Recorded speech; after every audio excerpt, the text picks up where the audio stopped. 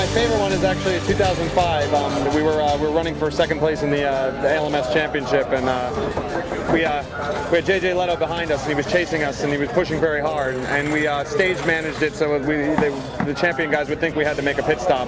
So JJ backed off. We never had to make a pit stop, and we ended up second. We ended up third in the race and second in the championship. It was just a great sort of tactical ruse. So yeah, we've had some good days there. I think one of the great races that we did was Price Cobb and I did a race in a 962 when I had developed an eye infection, so I drove a part of the race with my eye literally taped open. It had swollen up, so I drove part of the race with my eye taped open, and I think we finished third. That was a while ago, but it was that was my personal memory. But I think the most memorable race we had recently was when it was James Weaver's last race. James and I had talked earlier in the season about him retiring, and we didn't tell anybody until that race. And James was in the car, and every time he pitted, he was in the lead.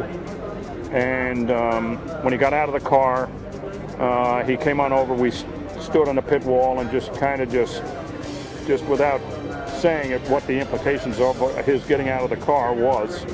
And then when the flag dropped and the car pulled in, James went over and talked to the crew, and it was a very, still is in my memory, a very emotional time for us, because James had been with us for 21 seasons. So that was probably the most memorable, in good and bad ways, one of the most memorable Lagunas that we had had. It is Mazda Raceway again. It's a home of Mazda, and it is the last race of the championship, so we do like to take a breath getting close into the season, but it's always when championships come close to the line and things like that, so there's probably just as much pressure there as is here, the first race, if not more. So it's going to be interesting coming from the 10-hour race, more of an endurance race to a sprint race like that, so there's a little bit of a different strategy we look to go towards. But again, it's a lovely setting, a lovely place, a lovely atmosphere again, a great crowd, so we look forward to going there.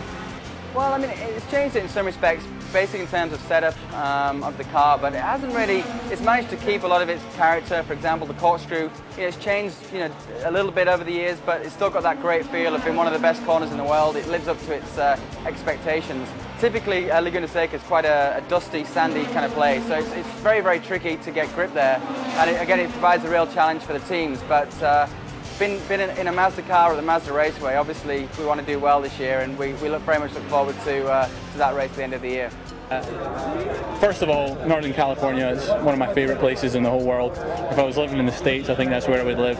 And the track itself is fantastic. The fans come out and really support us, and yeah, it's a fairly crazy place. As it goes into the dark, from the first time I drove a GT car there in the night race,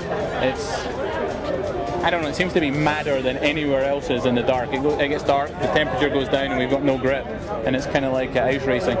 By the time you get to Laguna, it feels like much longer than a year, really. Between the racetrack and all the test sessions that we do, and just all the reports that we write, you really kind of lose track of how long the season's gone, and yeah, and it feels like it's stretched out well over a year. And the only thing I think that feels longer than from Sebring to Laguna is the off-season, from Laguna back to Sebring again, because then after about 2 weeks, you're scratching to get back in the car again.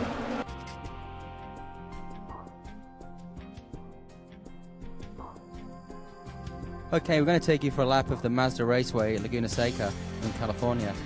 Coming down the start-finish straight now, approaching turn 1, which is in second gear. Coming up to the outside, it's very, very sleepy here in turn 1. We go down to second gear, hugging the inside curb there, trying to get the power down, using a bit of inside curb there, accelerating second, third, up to fourth, braking now, took the dab on the brake, down to third gear, using the inside curb again there, accelerating third, fourth, into fifth, and qualifying this corner here is almost flat in the Mazda, up into sixth gear, accelerating down. Now we're looking for this corner here, which is third gear, but it's slightly banked, so we can carry a lot of speed, braking into here all the way into the inside, releasing the brakes as quick as possible, using that banking and applying the throttle as hard as we can third gear into fourth, up to fifth. Just under the bridge, we have a dab on the brake, down one gear into fourth. It dips down and then dips back up again, so it's really important to get good speed out there, up the hill, up into fifth, up into sixth, approaching the world famous corkscrew bend now, braking, can't see the corner, down to third gear, car goes light, the wheels spin, accelerating hard down the hill, into third, into fourth, into fifth. This corner now is pulling about 4G through here. It's one of the fastest corners, one of the most exciting corners on the circuit. Braking in here now into third gear through the corner again. It dips on the inside and pops out on the outside. The car becomes light.